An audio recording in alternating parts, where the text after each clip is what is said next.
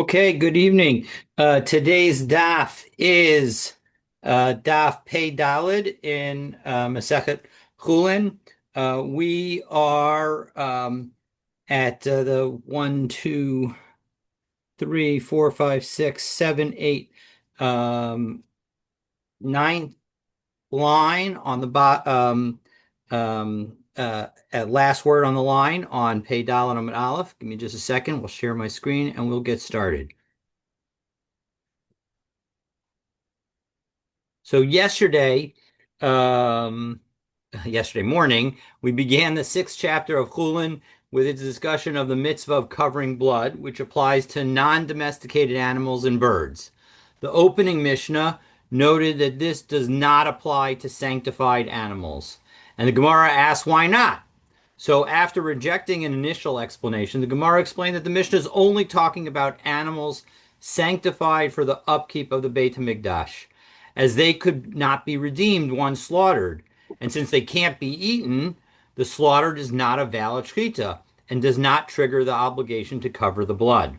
So again, the Gemara noted that there are two concepts here. One, slaughter that does not result in a kosher animal does not constitute shechita. And two, redemption of animals sanctified for the upkeep of the Beit HaMikdash requires standing and assessing. So those are the two concepts that have to come together in order to give this answer. The problem, the Gemara noted, is that these two concepts are not held by the same Tana. As Rabbi Shimon holds the first concept, but not the second. He holds that the slaughter that does not result in a kosher animal, so for example, you do shechita of a treifa, that's not considered shechita.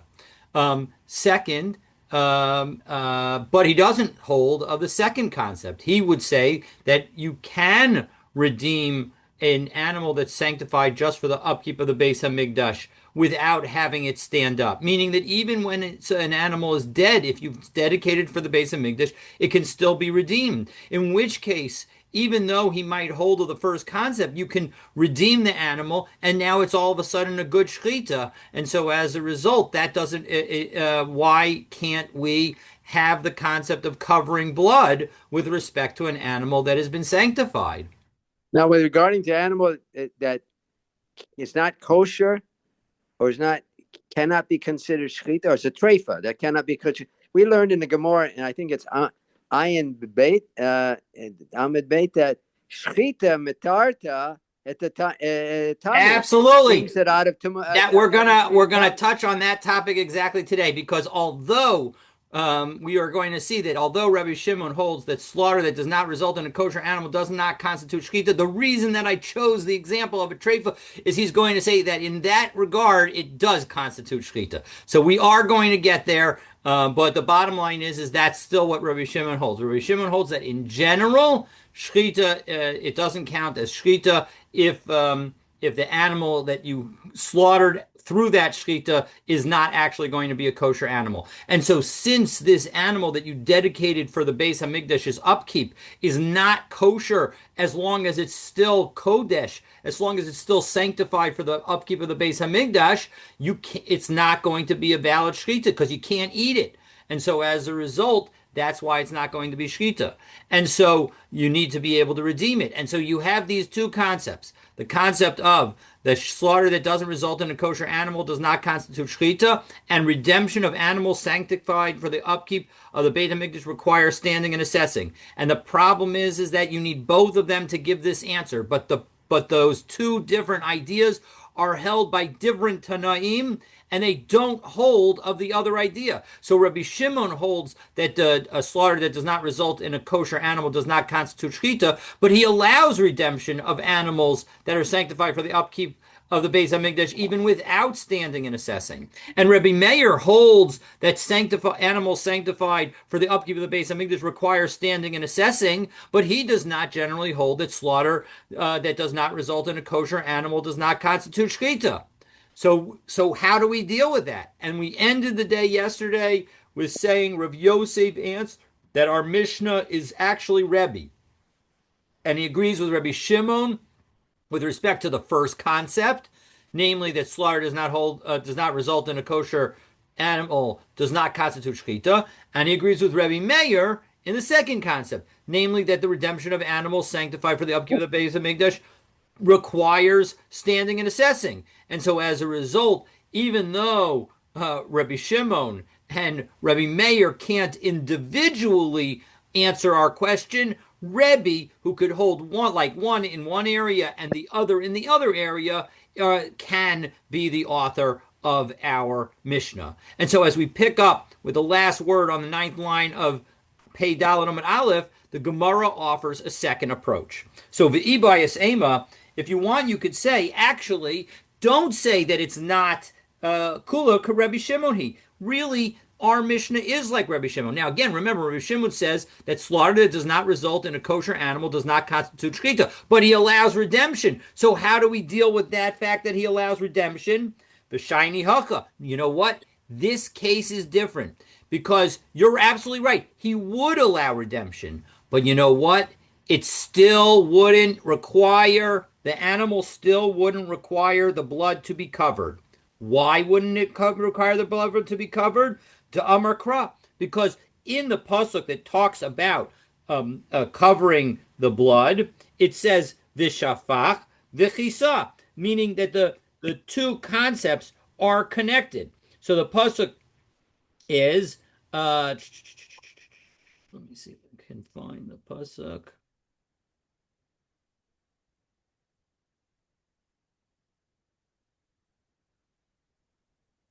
Hold on. It's not quoted on this daf, so let me just.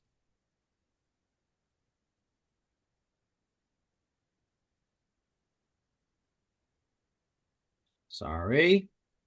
Hold on just a second. The pasuk is.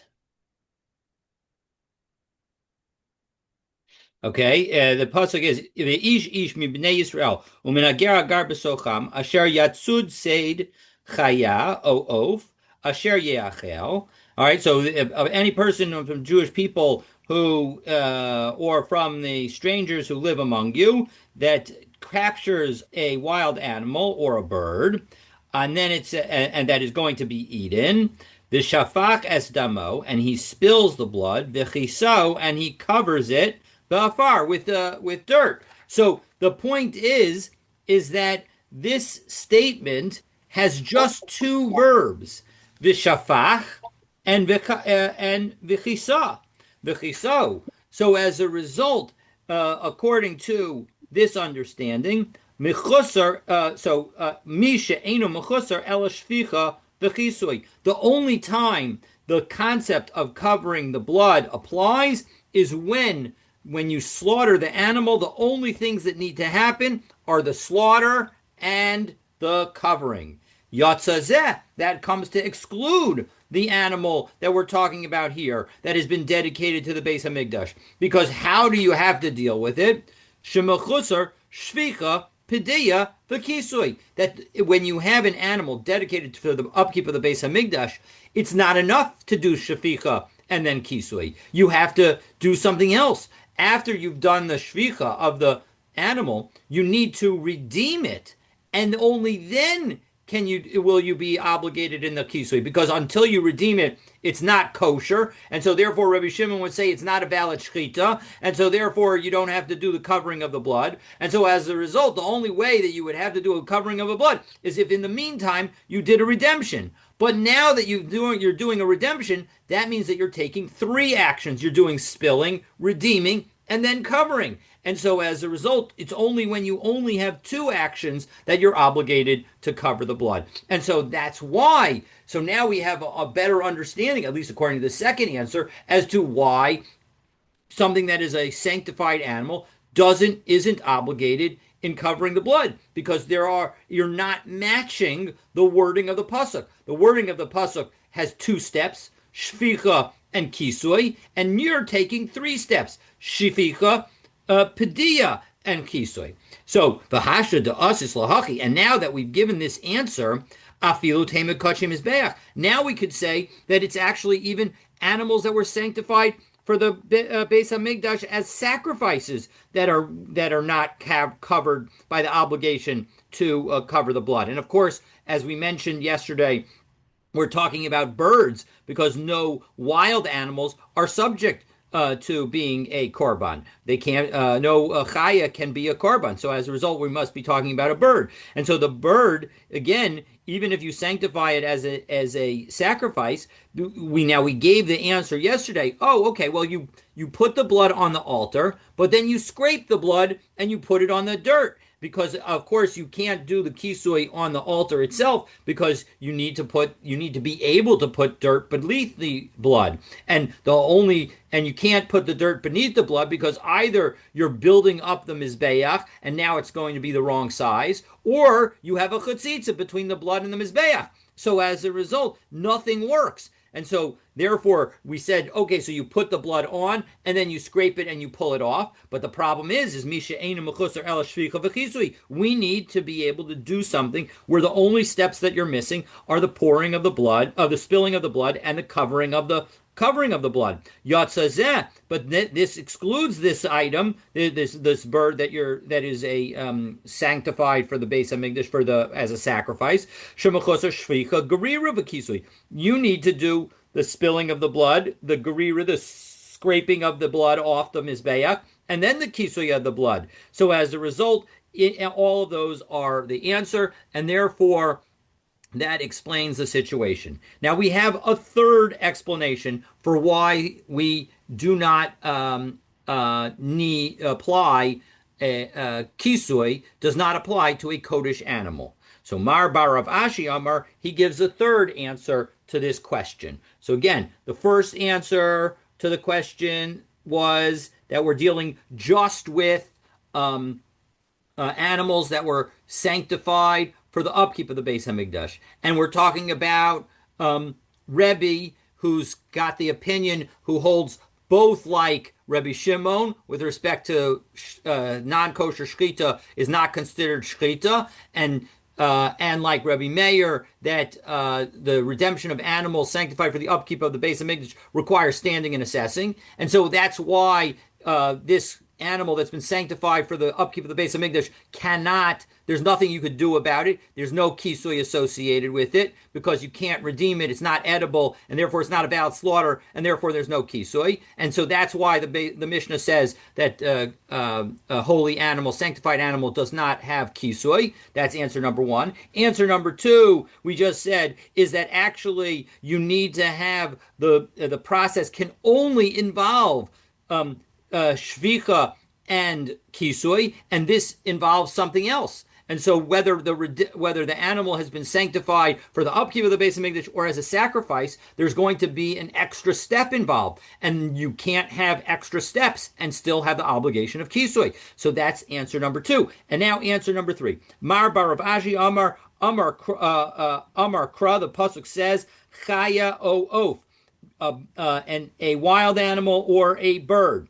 Mash chaya ain't a kodesh. When it comes to a chaya, it cannot be sanctified for a sacrifice in the Beis Hamikdash. So af oaf, and therefore, when you talk about a chaya with respect to the requirement to pour blood, it cannot be consecrated. So af oaf ain't no kodesh. So too, when we have a bird that is going to be subject to the obligation to cover the blood, it's going to be a bird that was not sanctified. One second, maybe you could say that, well, maybe we should read it more narrowly and say a chaya that doesn't have of its kind something to be consecrated. So too, the only birds that will not be subject to, now of course that's every chaya is not going to be subject to a kaddish, because every min of chaya is not able to be sanctified as a sacrifice. So, but we'll then limit it with respect to birds and say just the birds that are not capable of becoming consecrated. So, for example, otzi, torin, uvne yona, that will exclude turtle doves and young doves. So, sheyesh b'minan kodesh, because they can be sanctified as sacrifices in the Beis Hamikdash. So maybe we should say it that way. No, don't say it that way. Kichaya, it's really got to be just like the wild animals. Machaya lo chalakta ba.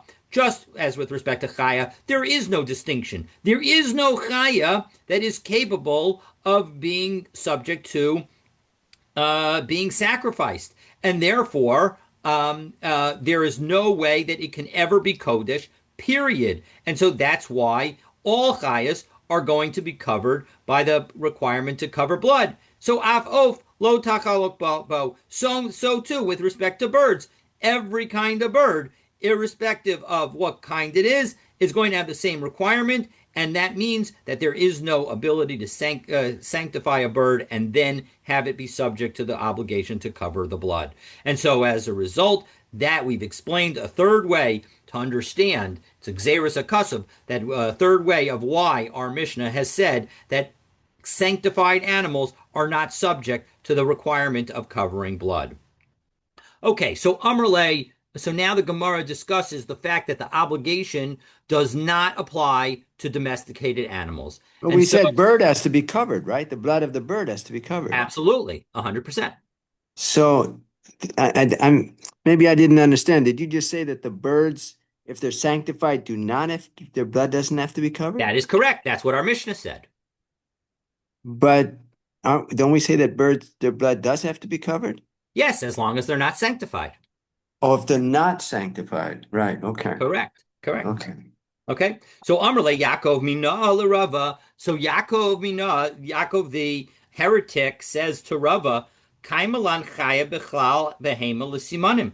Well, listen, we say that when it comes to the Chaya, how do you determine whether a Chaya is a kosher animal? It's because it's in the category of behema. We saw this earlier in the Masechet that the category of behema can be used as the name behema can be used as a category of all animals, including the chaya, and the category of chaya can be used to include all animals, including a behema. So we know that when it comes to the behema category, that includes chaya with respect to l'simanim, with respect to how you tell whether an animal is kosher, namely it has to chew its cud and have split hooves, and even wild animals that have those definitions are going to be kosher.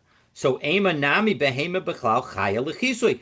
But we also know, as we said earlier, that the category of chaya includes behema. So why don't we say that this chaya includes the category of behema? And so when we say chaya with respect to covering blood, we are also including the behema, and meaning all animals need to have their blood covered when they are slaughtered. So Amrle, Rava explained, Alecha Amar Kra. It's because of that possible understanding that the Torah said the following.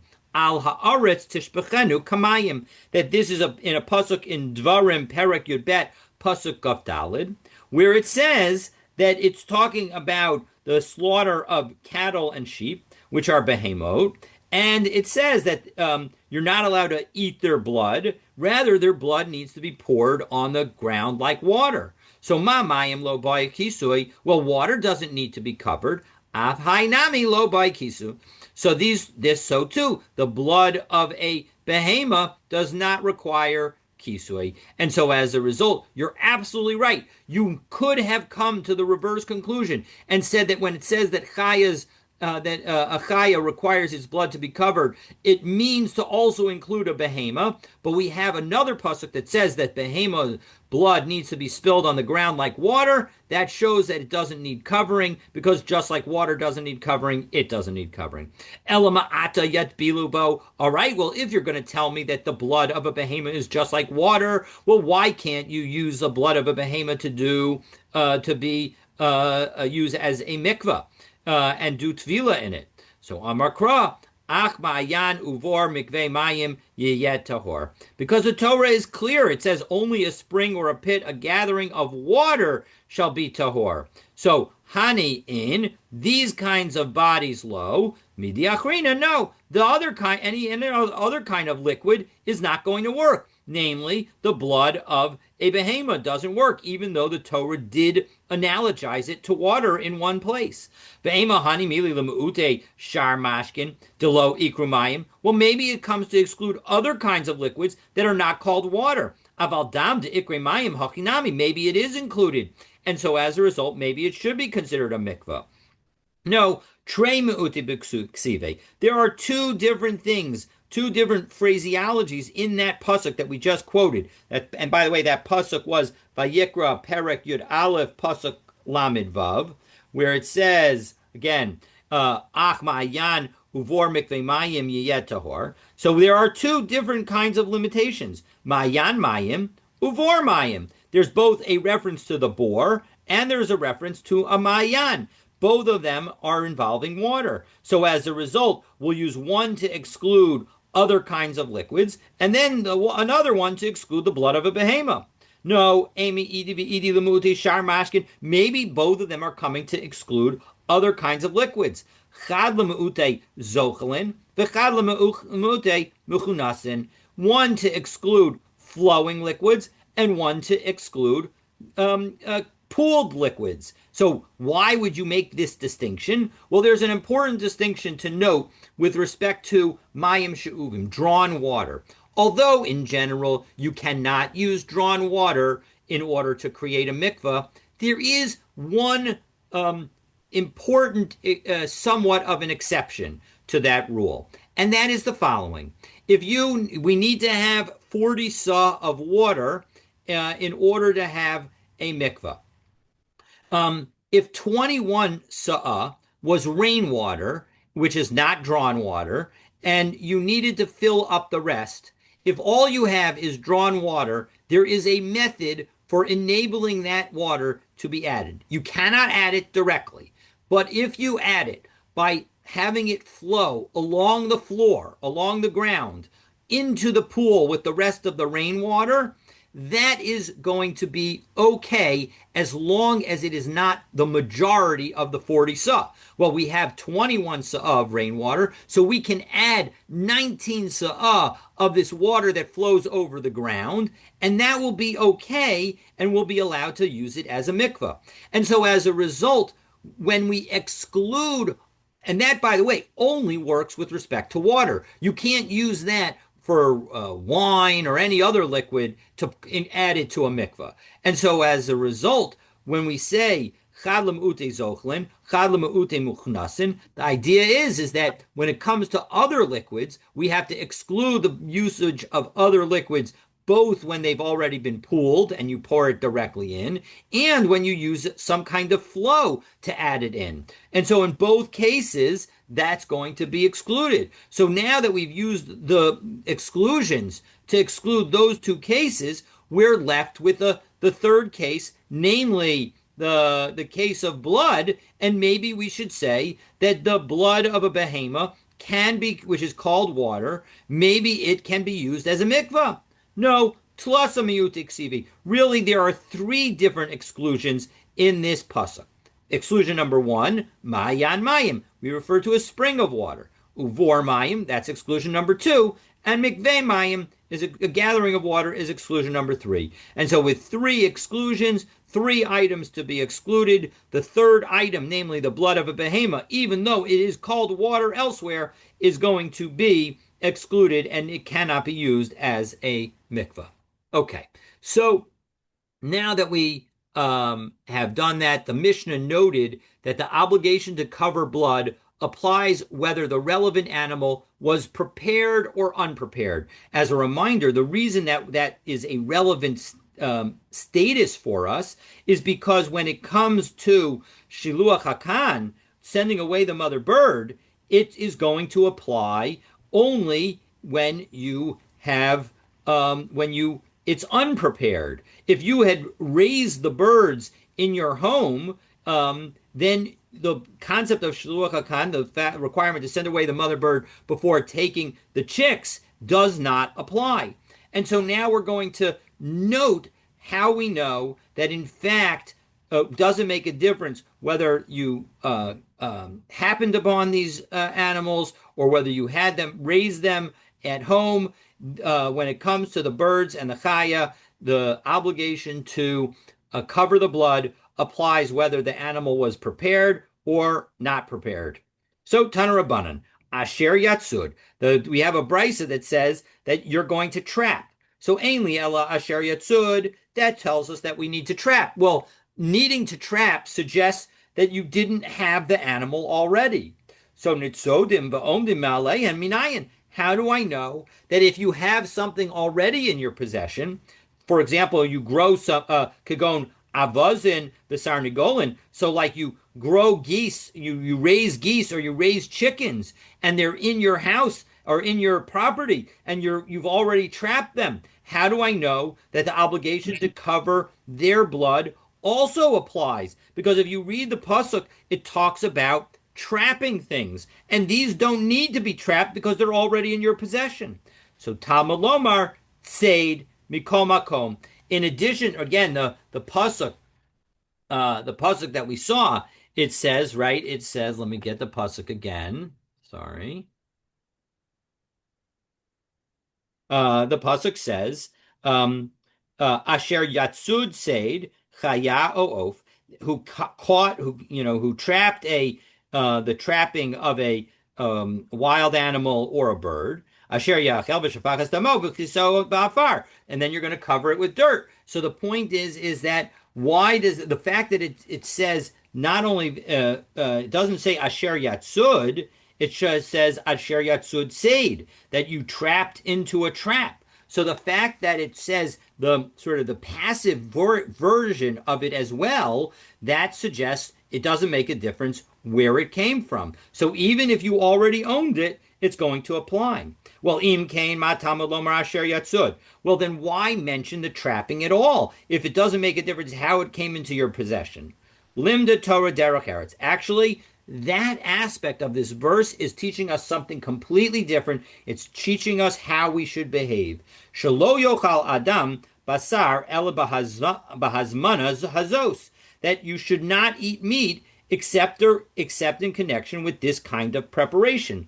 As Rashi tells us, take a look at Rashi. From the bottom of the narrow lines of Rashi, it's 15 lines up. Ela bahazama hazos. Ki'ilu hu tzad she'enu mizumena slow. Meaning that if you're going to eat meat, you should only do so in a situation where if you didn't have it prepared for you, Klomar, lo yochal basar tadir shelo yani. Don't eat it so frequently that you'll end up becoming poor. Use your sense to realize that sometimes you don't need to have meat. And so as a result, you'll have meat only when you need to. Meaning when you're hungry enough or desirous enough for meat that you would go out to trap it, that's when you should have meat in your home. Okay, so Tana Rabbanan, having now mentioned this idea of not making yourself poor in connection with food, the Gemara quotes another brisa with a similar message. So Tana Rabbanan, Ki yarchiv Hashem Elokecha es gvulcha. When Hashem, your God, will broaden your boundary. That's a pasuk in Dvarim Parak Yud Bet, pasuk Kaf and Kaf Aleph.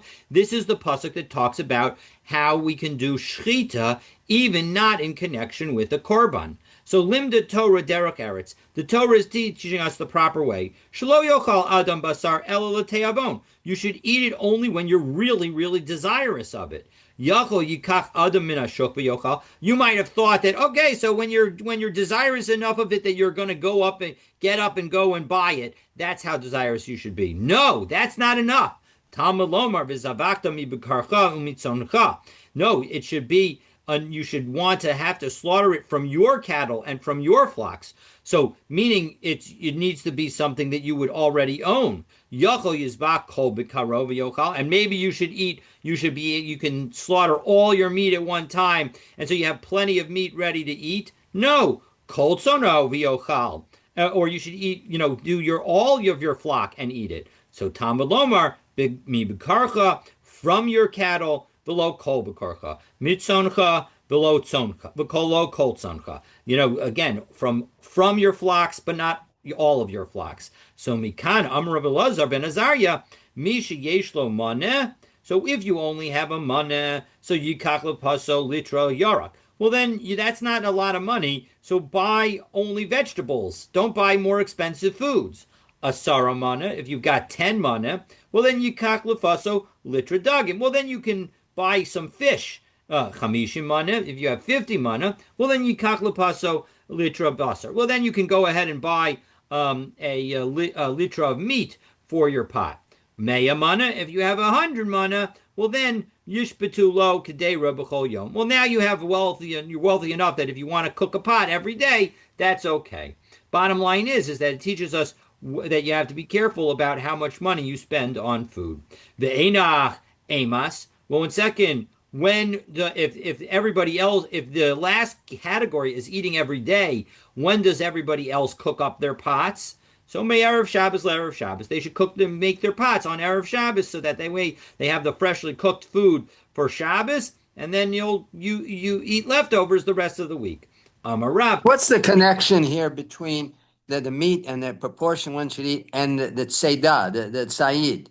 Are we talking about Well, trapped versus untrapped animals? the last the it was part of the last brisa was the issue was, remember that how we got there was the following. The question was, does the rule of covering blood apply both to animals that you have already at your hand, or Right. only animals that you're capturing?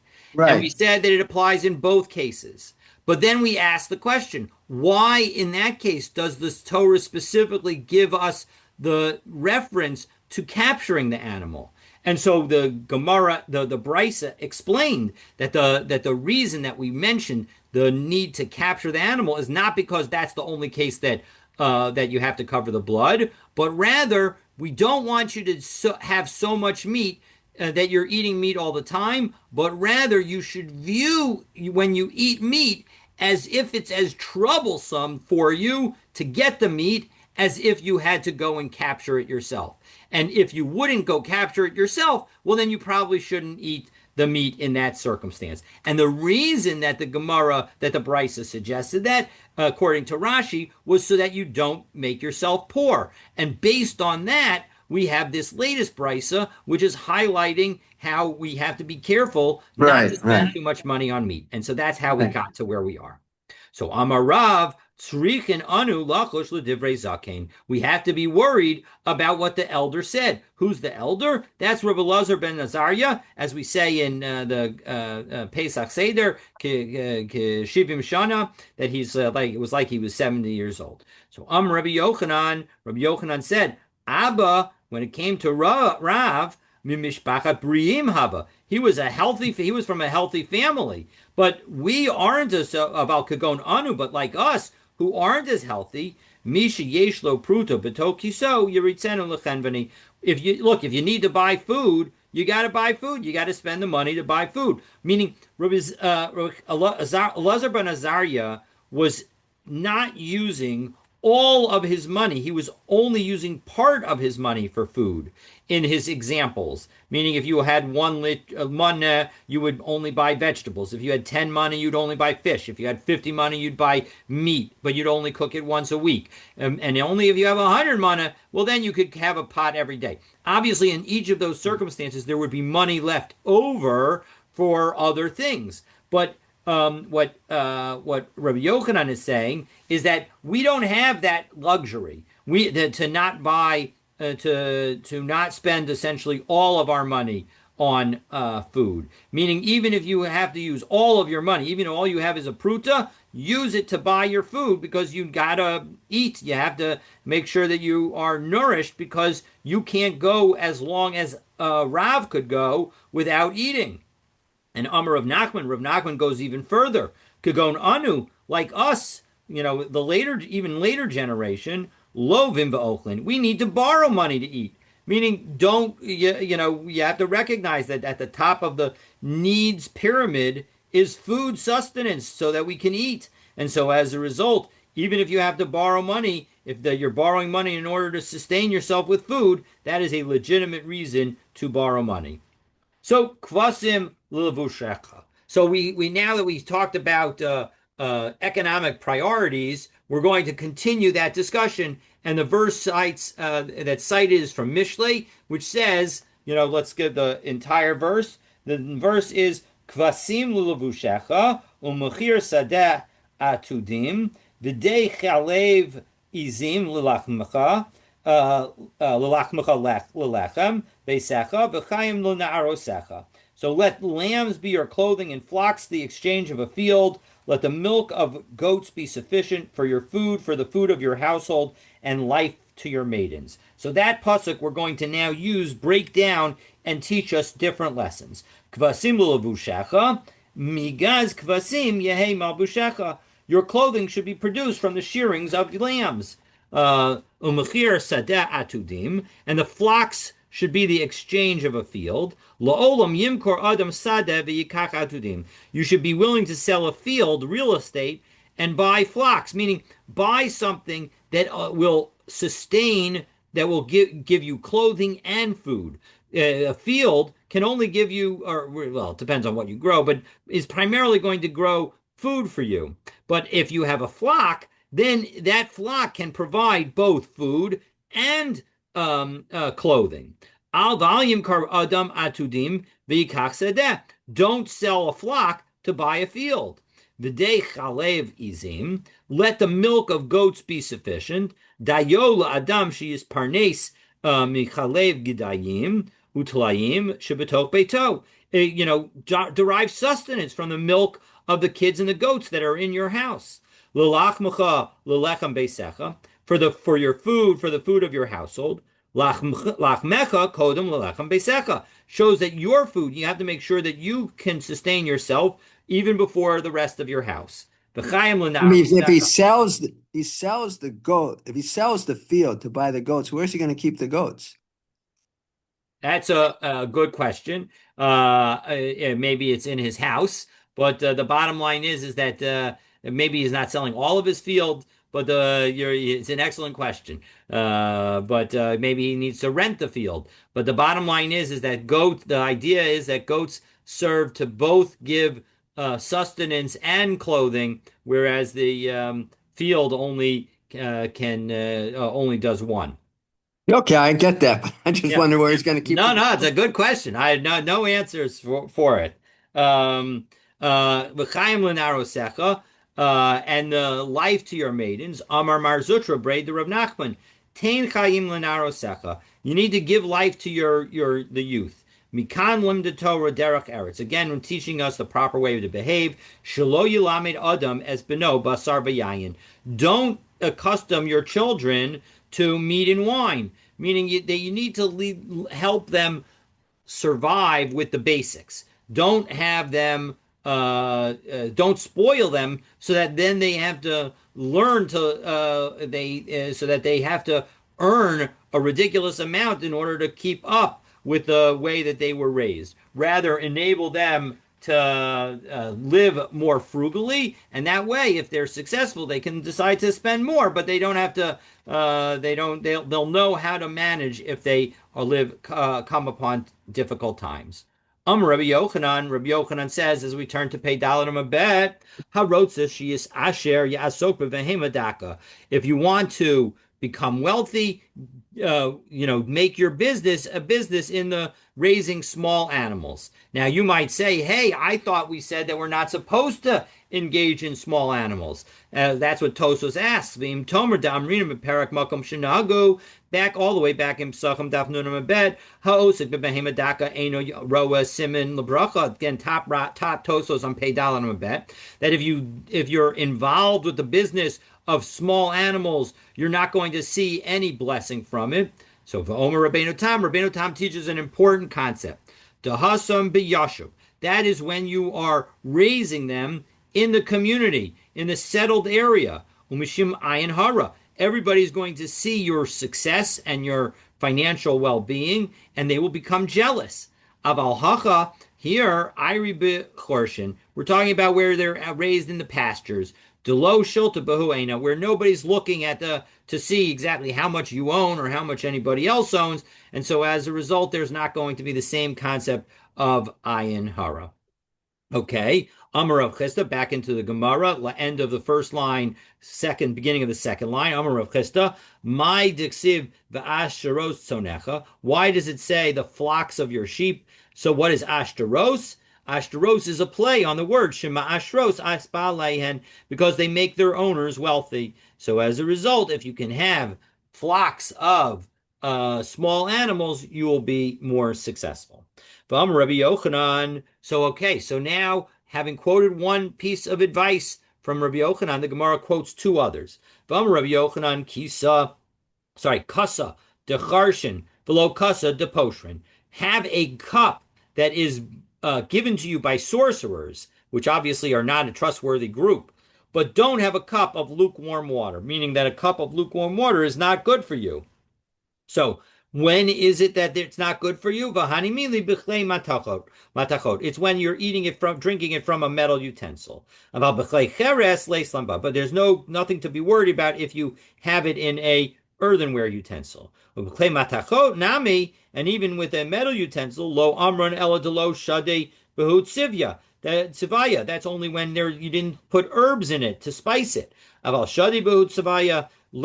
Again, that there won't be any concern, even if it's a metal cup. V'chilo shadi behut nami, and even if you didn't put herbs in it, lo amron elo delo tzayitz. That's where it also wasn't brought to a full boil. About tzayitz leislamba, but if it was brought to a full boil, then you're also okay. So bottom line is that if you that you should, when it comes to lukewarm water, if it hasn't been boiled, if it's in metal and it doesn't have spices in it, that's when it's going to be potentially problematic. Otherwise, you should be okay. Now we said above about the he shouldn't raise. He can raise small animals to get wealthy, right? Mm-hmm. And we had the question, Tosfot, do we consider a sheep a small animal? Yes. That's a small animal? Oxen are the big animal. So sheep and goats are considered the small animals. Uh-huh.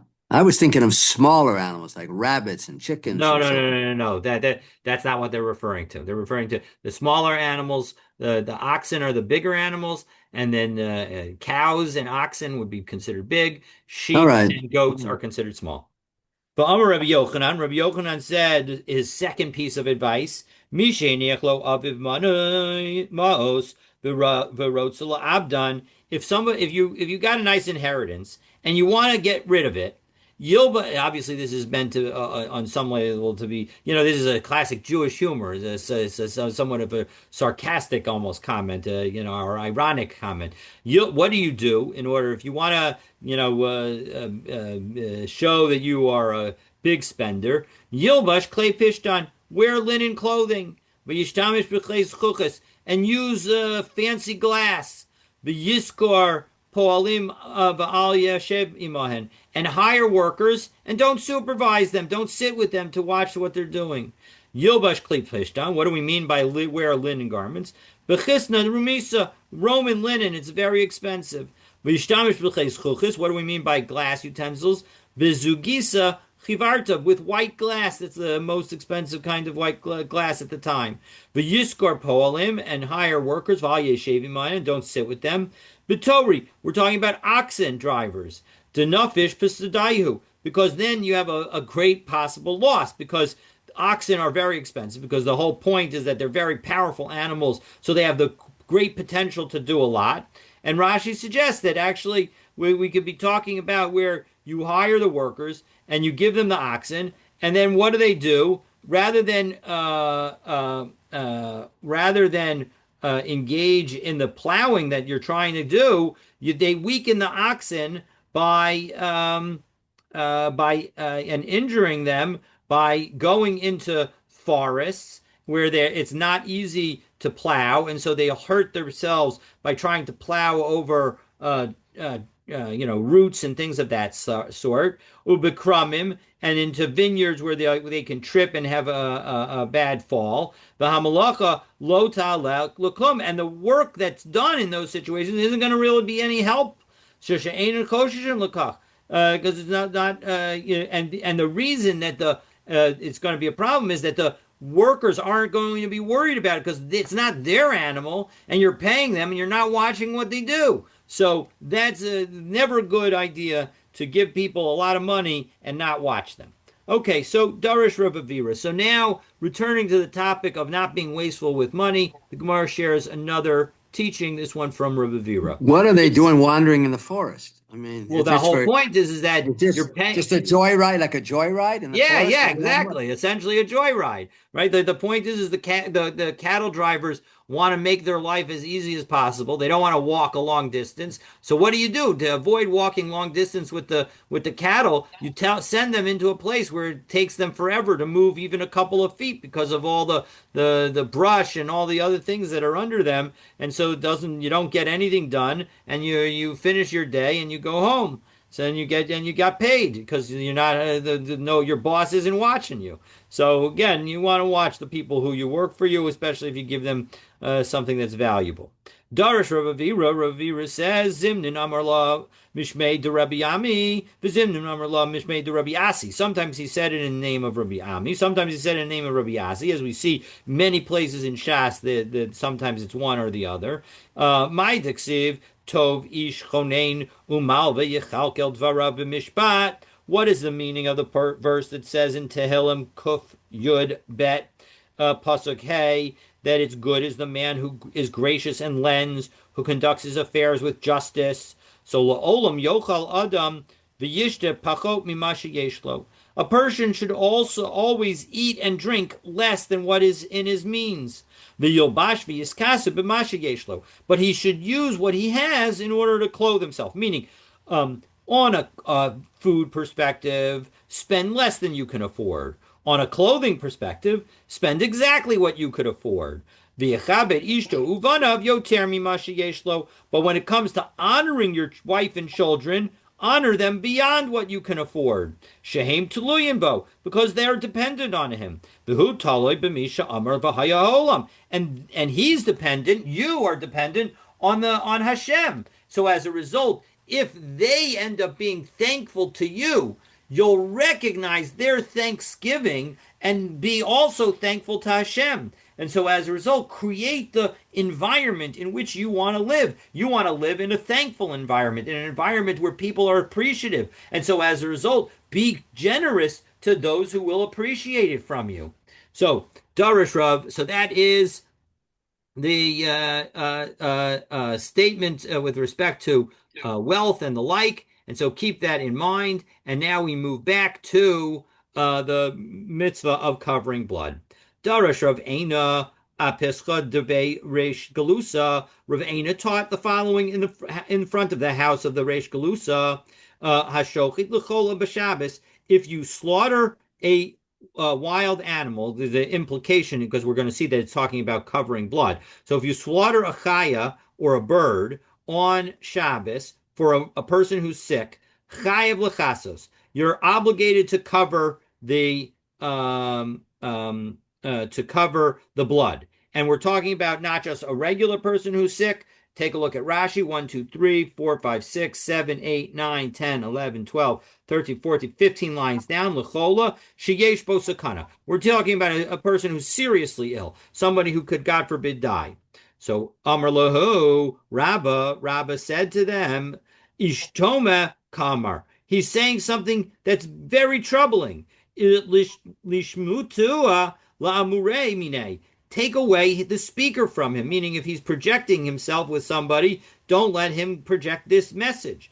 Titania, because we have a brisa. Rabbi Yossi Omer, shochatin oso biyomto. I'm sorry, koi ain't shochatin oso biyomto. When it comes to a koi, this animal that is, we're unsure whether it's considered a behema or a chaya, you're not allowed to slaughter on Yom Tov. V'im shachato, and if you do slaughter it, ein mechasin es damo, you're not allowed to cover its blood on Yom Tov. Mikal v'chomer, and the reason that I know that you're not allowed to do it is because I have a kal v'chomer. Uma mila shavada docha Shabbos. When it comes to the circumcision, where we say it definitely overrides Shabbos, meaning that you're allowed to do circumcision on Shabbos for the eighth day, on the eighth day of a baby, ein sveika docha Yom Tov, and yet we do not allow a questionable obligation to override Yontif.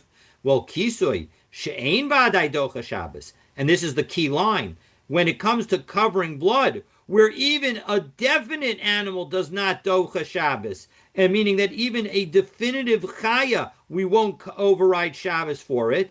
Ein din she'ein sveika docha Yom Tov. Well, then certainly when it comes to the koi, we're not going to be allowed to use to override Yontif and cover the blood.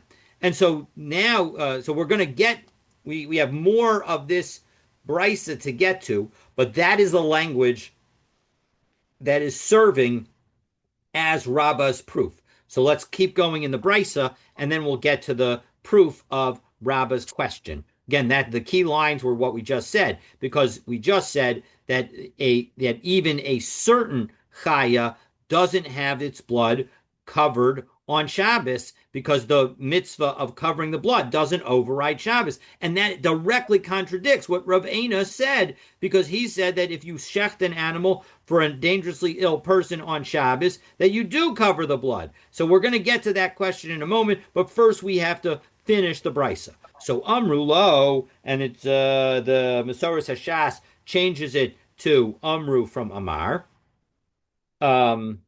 How do we make that kal vachomer? Because for instance, we're not allowed to cook on Shabbat, but you can cook on Yontiv. So on Yontiv is a little more lenient in certain situations. So what's the basis for making a kal vachomer saying just because we don't do something on Shabbat, we're also not going to do it on Yontiv as well? You're absolutely right. If the kal vachomer was from Shabbos to Yontiv, but Isn't that that's what they're not doing? the basis. No, the basis of our kal vachomer is comparing two things with respect to their rules on Shabbos, and then saying, well, A is stricter than B when it comes to Shabbos. So as a result, A is also stricter than B when it comes to Yontif, right? When you compare the two Yontifs together, right? Whereas halacha of A is stricter than B with respect to Shabbos. On Shabbos, halacha A is stricter than B, namely that circumcision you can do on Shabbos,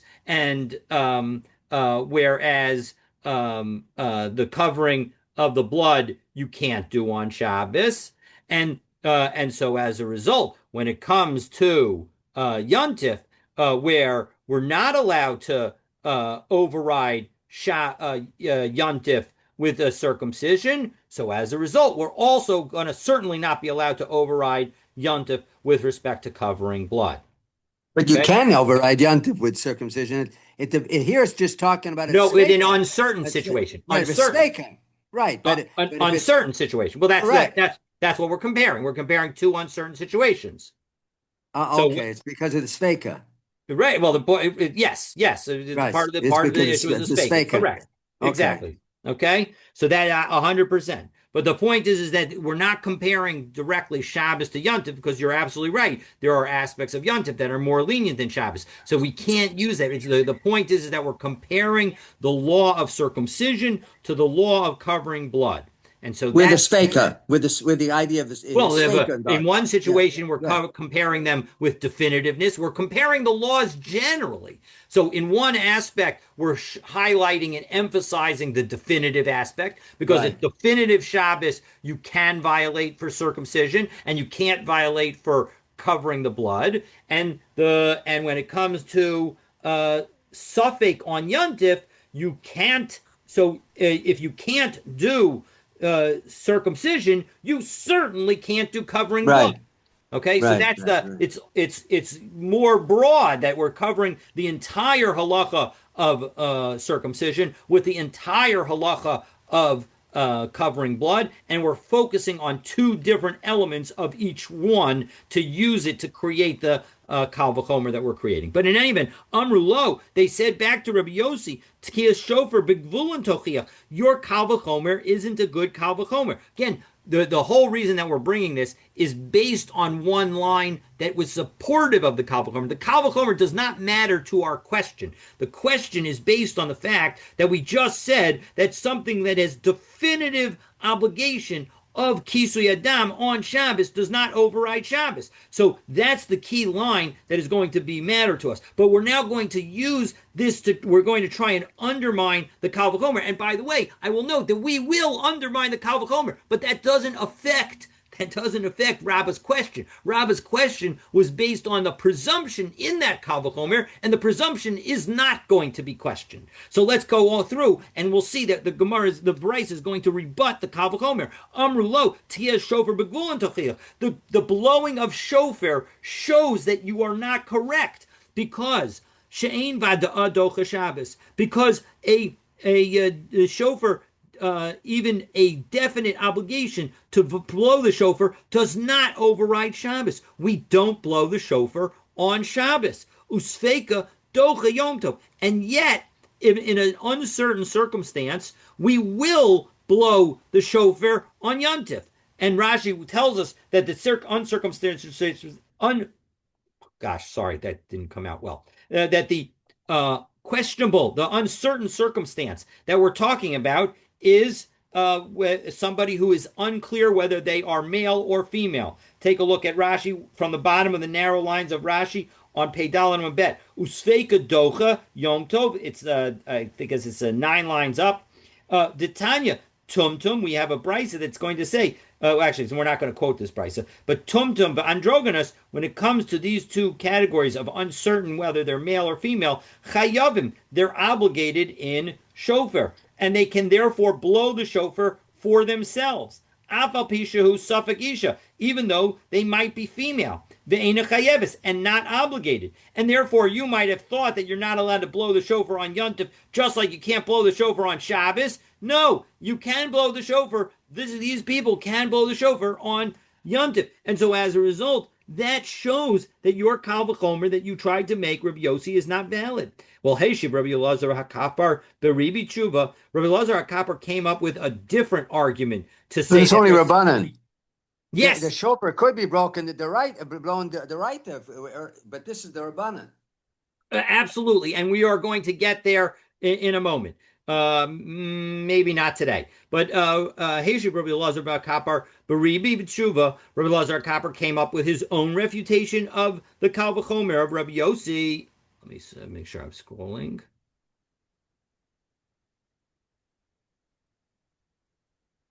Okay.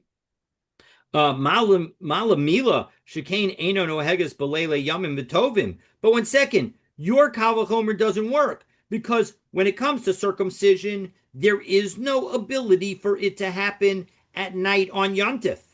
Tomer b'kisui shenoeg b'leili yamim v'tovim. But kisui adam applies both at night and during the daytime. So Amar Rabbi Abba said, with respect to Rabbi Elazar HaKapar's comment, Zecha min advarim she'amar Rabbi Chia ein li aleim tshuva.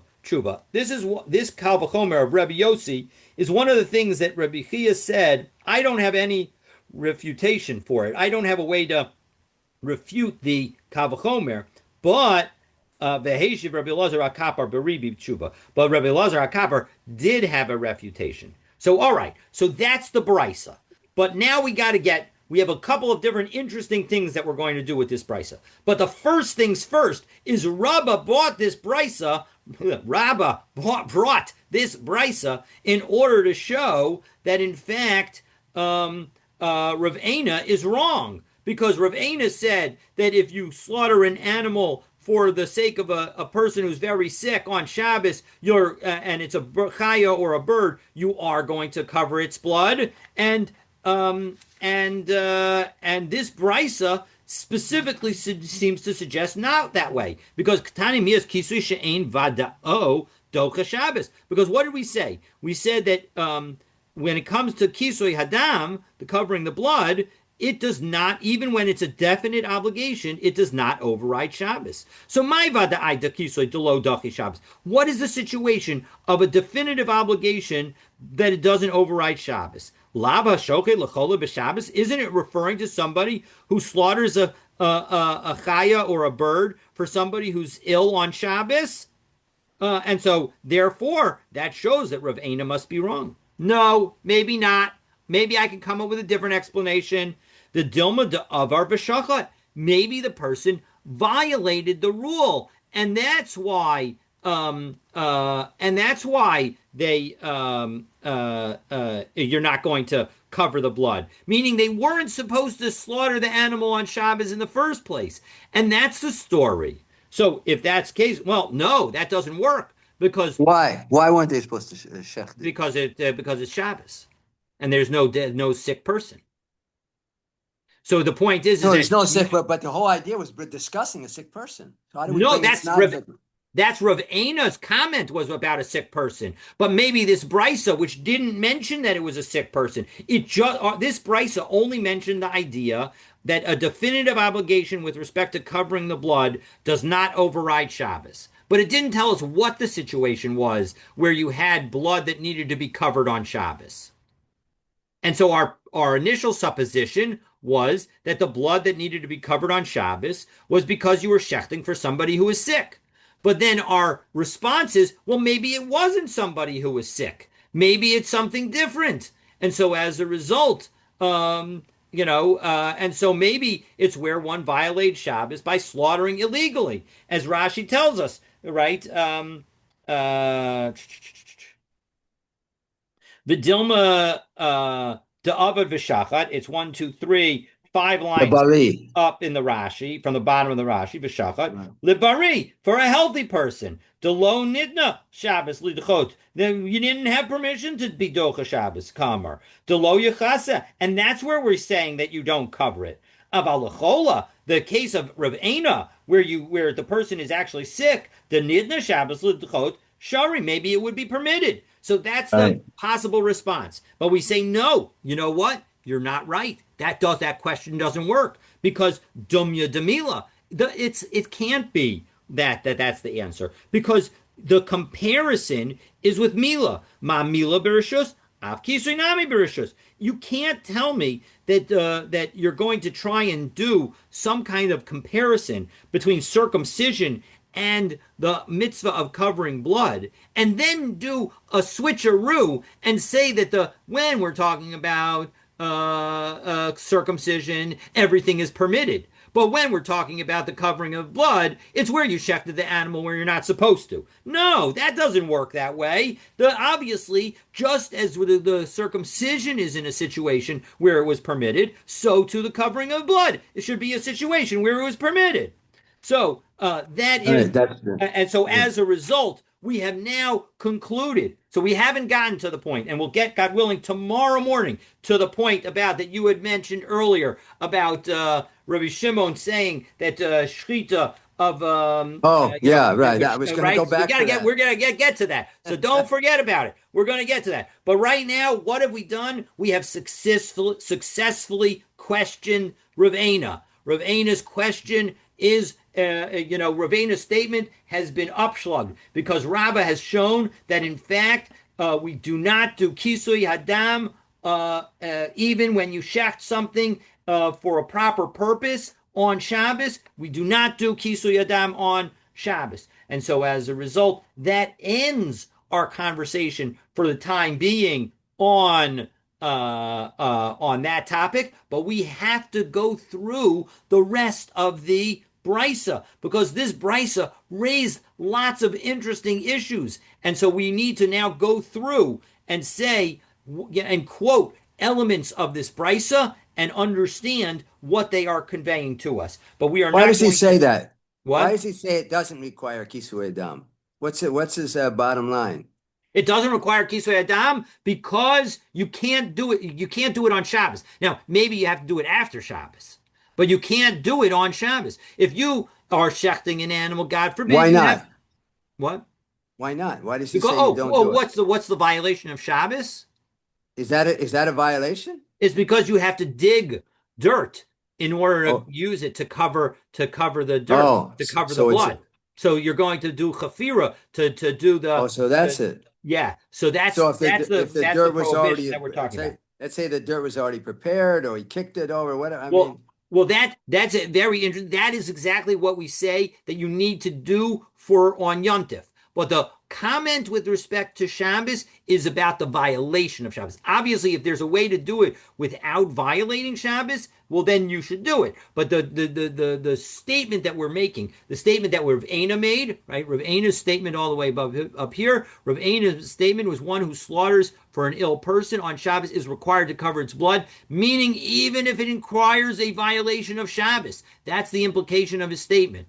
All right. And so the answer is no. That Rabbah has shown us that, in fact, no, you do not violate Shabbos in order to cover the blood, even if you slaughter an animal for a sick person. So that is where we are at the moment. So it doesn't matter whether. So this is to discuss that it's a person bari, that's a red herring. The sick person doesn't matter if the person's sick or not sick. Correct. In the end, you're right. But if we had only said the law with respect to a non-sick person, you wouldn't know the law with respect to a sick person. Because Right. maybe it's only a Right. non-sick person. So that's why we have to do it this way. So, all right. So, but in any event, the Bryce is now going to be analyzed in more detail. Wow, that was some daf. We'll, God willing, pick up. But it doesn't say explicitly here that the halacha that's violated here, which is you told me Correct, now. correct. But I mean, You're it doesn't- absolutely right. That's We why are I'm trying going to figure out. It doesn't say it anywhere here in all the discussion, the Correct, Shaklavataria. correct. That discussion is elsewhere in Shas. I think that we covered it all the way back in Shabbos, but I'm not 100% sure. I can't remember where it was. Maybe I'll try and find it right when we get off and have that for us tomorrow morning. But you know, that discussion does exist elsewhere in Shas as to sort of the violation of what violation is relevant when you do the covering of the blood on Shabbos or Yontif, and the issue is that even on Yontif, although we allow the various things to be done for preparation of food, chafira, the digging is not one of them, and so as a result, that's why you have to have set up the dirt ahead of time in order to be able to do that, in order to slaughter a chaya or oaf on Yontif. All right, we'll pick up from there, God willing, tomorrow. Looking forward to continuing our learning together.